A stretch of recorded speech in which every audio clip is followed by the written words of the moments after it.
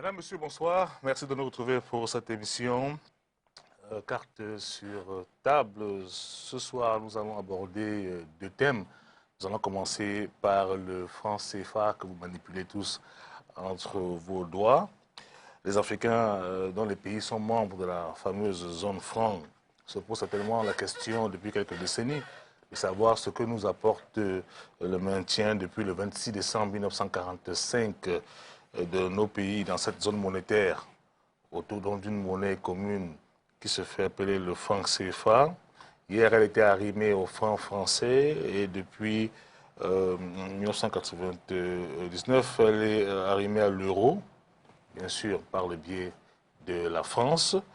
Alors ce soir, on va se reposer une fois de plus la question, comment on va évoquer les éventuelles solutions de maintien ou de sortie de la zone franc. Dans un second temps, on va aborder le rôle de la diaspora africaine en général et camerounaise en particulier dans le développement local au Cameroun.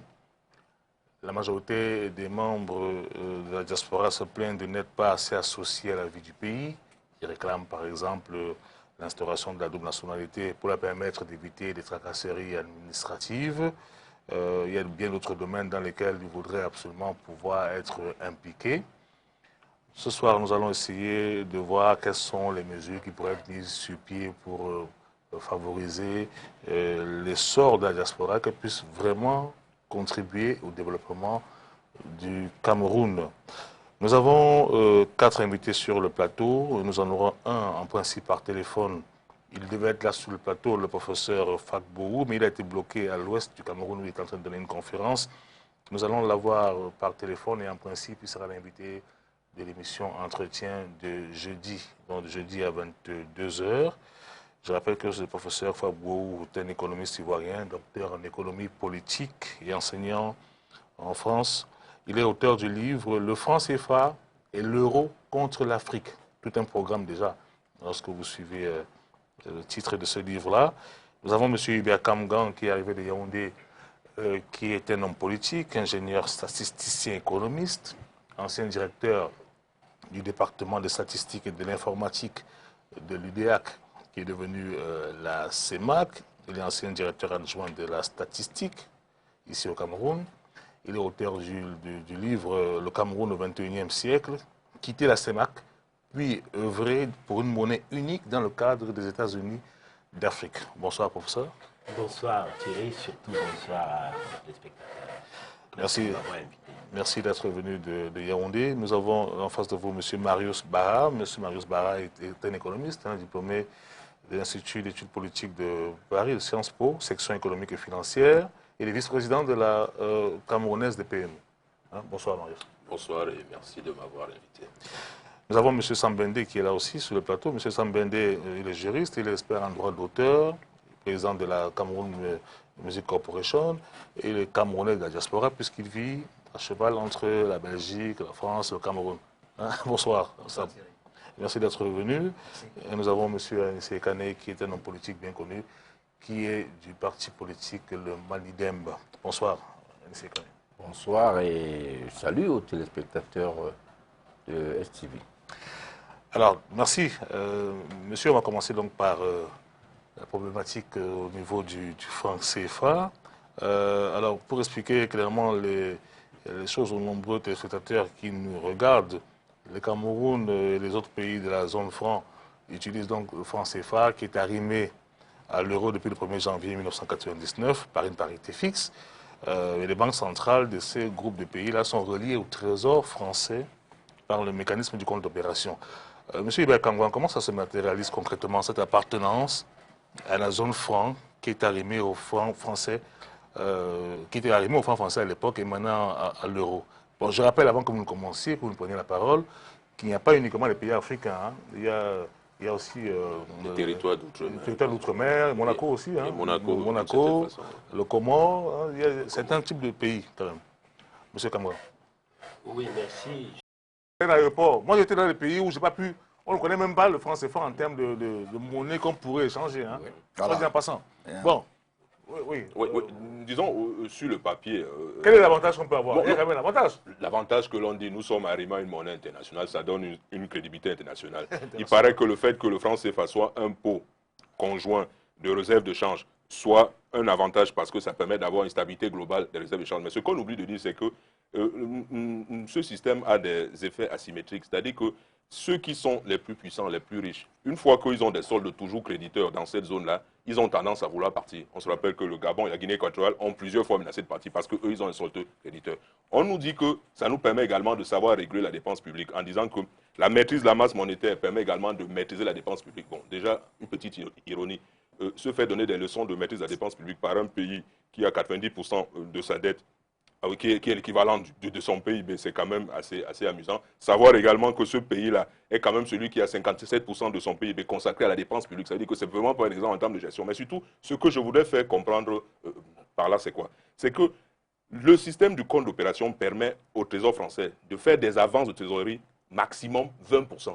Vous déposez 50% de votre argent dans un compte et vous ne pouvez en utiliser que 20%. Il y a un gap de 30% qui manque. Donc, ça, cet avantage-là est complètement jugulé. Mais surtout, ce que l'on voudrait également faire comprendre à ceux qui nous regardent, c'est savoir que cet argent-là, cette parité monétaire que l'on a avec l'euro, c'est très préjudiciable à nos exportations. Nous avons une monnaie qui est arrimée à une monnaie trop forte. Le dollar, l'euro, c'est 1,30 $. C'est trop. Or, qu'est-ce que nous pouvons faire avec une monnaie qui est 10 fois plus puissante que notre propre économie? Parce que je rappelle encore que la monnaie est fonction de la puissance économique d'un pays. Donc les avantages qu'on a, comme on disait avant, la stabilité, aujourd'hui on voit que, un seul chiffre pour conclure, si c'était réellement la stabilité qu'on avait, je rappelle quand même qu'en 1990, au moment des ajustements structurels, au moment de la démocratisation, on comptait 107 banques dans les deux zones, BCAO, BEAC.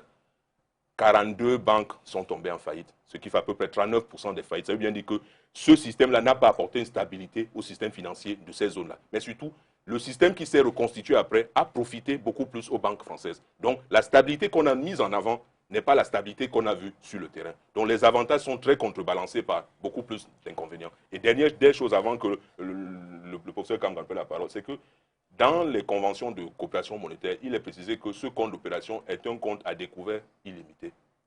Or, le système est tellement pervers que dans les statuts de la Banque centrale, BCA ou BEAC, il est prévu que les comptes de ces pays-là soient de plus en plus, de moins en moins débiteurs. Ça veut dire qu'on fait tout pour qu'on ne soit pas débiteur, pour que l'avantage que le découvert nous propose le découvert ne joue pas. Donc vous voyez comment, à chaque fois qu'on met un avantage, vous allez regarder en sous-main, vous trouvez un désavantage. Donc la convention de coopération monétaire donne un avantage découvert limité, les statuts de la BEAC et de la BCAO donnent un solde débiteur limité. Donc vous ne pouvez pas bénéficier de votre découvert. Quand on dit découvert illimité, c'est en français. Ça veut dire que vous pouvez aller au-delà de 100% de votre nominal, voire plus que cela. Donc voilà quelques avantages et inconvénients qu'on a dans... Après, comme vous dites avantage, c'est très vite contrebalancé.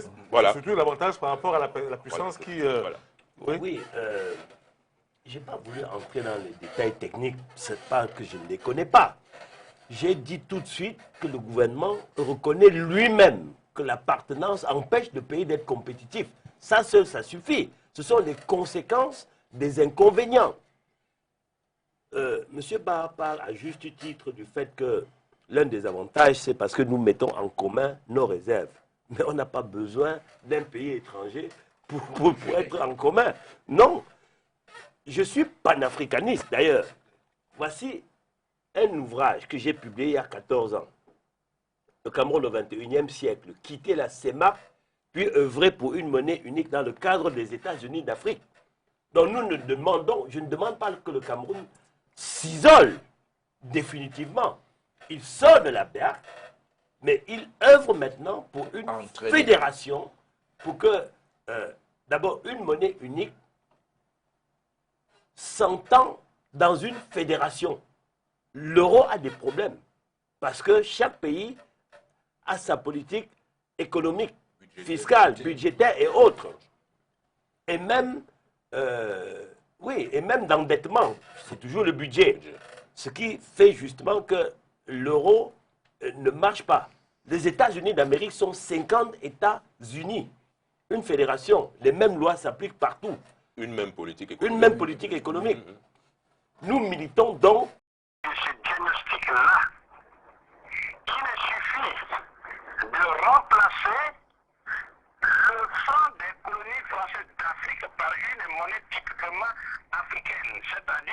monnaie inventée par et pour les Africains.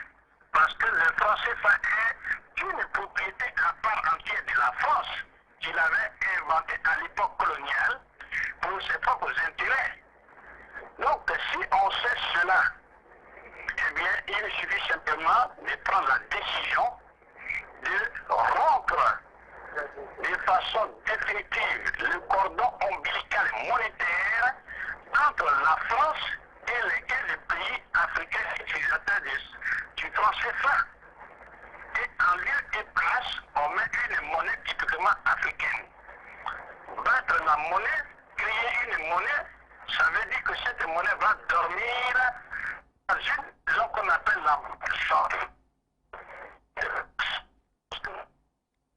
Oh là là. Bon, la communication se dégrade. Allô? Dans le banque commerciale et tous les circuits financiers, les permettent d'avoir accès à des financer leurs propres projets socio-économiques. Et c'est comme ça qu'ils pourront vaincre non seulement la pauvreté, mais le chômage. Or, nous constatons le chômage est galopant dans tous les pays de la zone franc CFA. Vous comprenez? Oui. Donc, c'est ça. La solution, elle est connue. Il suffit qu'on applique deux solutions. Un, contre la monnaie. Deuxièmement, transformer localement toutes les matières premières agricoles, minières, minérales et énergétiques en des produits finis, générateurs de richesses créées qu'on appelle les valeurs ajoutées, qui éliminent la pauvreté socio-économique que nous connaissons. Voilà les deux solutions que nous proposons. Merci, professeur. Merci pour votre contribution. Merci.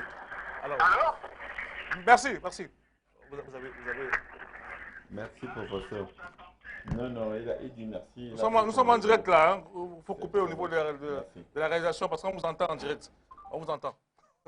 Alors, voilà, justement, sur les réactions par rapport à ce qu'il a dit. Oui, disons qu'il est dans la même logique que je parlais tout à l'heure au début là, du professeur Mamadou Koulibaly que vous avez reçu, qui a également sorti un bouquin en 2005, là, Les servitudes du pacte colonial, où il revenait longuement sur ce que le docteur Agbo vient de nous dire. Mais ce que le professeur aussi a dit au cours de l'émission où il était passé, c'est que quelques temps après avoir fait sortir ce bouquin-là, on a exigé au président Gbagbo de faire partie du ministère de l'économie et des finances. Voilà. On a exigé qu'il puisse partir de là. Donc, c'était il y a eu des représailles, mais ça n'a pas empêché que ce qu'il a mis sur la table a permis quand même à beaucoup d'Africains de réfléchir. Parce que dans ce bouquin et dans les écrits qu'il y a eu par la suite, il explique les conditions par lesquelles on peut passer pour sortir du franc CFA et créer notre monnaie. Il y a quand même des petits prérequis. Il faut partir du fait que la situation géopolitique nous est même favorable. Vous savez, depuis 2012, donc depuis 2 ans, sur les 10 économies qui croissent le plus dans le monde, 8 sont africaines. Donc, et vous voyez qu'aujourd'hui, l'Europe est dans une situation où la concurrence des BRICS dans les pays émergents est tellement forte qu'ils sont obligés de venir en Afrique pour sécuriser leur approvisionnement en matières premières et en ressources géologiques autres. Donc, qu'est-ce qu'il faudrait donc profiter? C'est de cette relative faiblesse de l'Europe pour pouvoir impulser notre dynamique à l'Afrique. Qu'est-ce qu'il a demandé de faire? De faire en sorte qu'on ait un accès direct aux marchés internationaux, sans tuteur. C'est-à-dire que sortir du giron français pour commencer à aller nous-mêmes chercher nos clients, comme nous faisons actuellement avec la Chine, le Brésil, etc.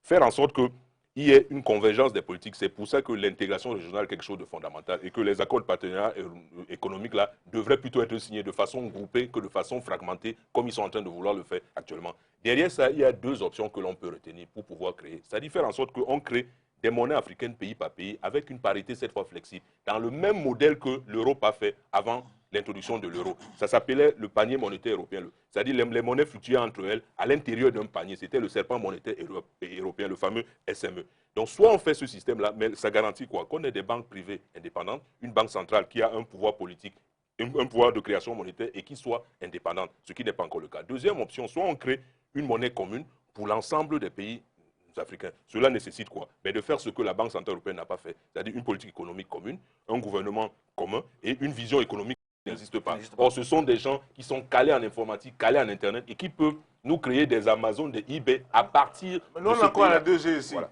Voilà, donc, la deuxième génération. on peut faire C'est ça un le problème, saut. c'est qu'on veut faire des choses, Oui. c'est quand même extraordinaire. On vit dans un pays où on a été l'un des premiers à pouvoir bénéficier de la téléphonie mobile en 2000, je crois, Oui. en 95, 94, c'est plus 15. Oui.